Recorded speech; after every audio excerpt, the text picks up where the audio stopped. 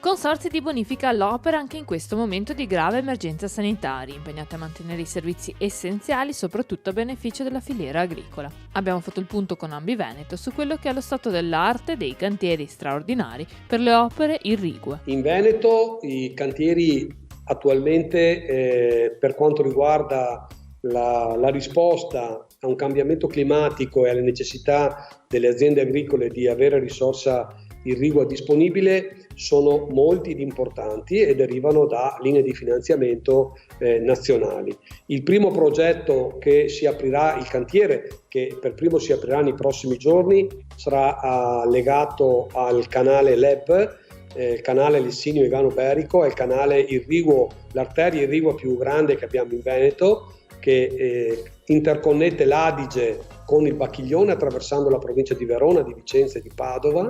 un canale artificiale di 32 km di lunghezza, importantissimo, attraversa le aree che hanno avuto l'emergenza FAS, quindi l'acqua pulita dell'Adige ha un'importanza estrema per dare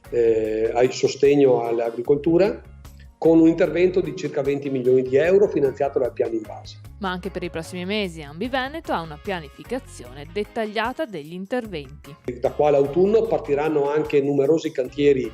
su tutti i consorzi di bonifica, su quasi tutti i consorzi di bonifica, per esempio nell'area del Trevigiano avremo 2 importanti progetti di riconversione irrigua che anche qua di circa 20 milioni di investimenti fatti con il piano di sviluppo rurale nazionale, di riconversione irrigua e quindi di efficientamento delle reti.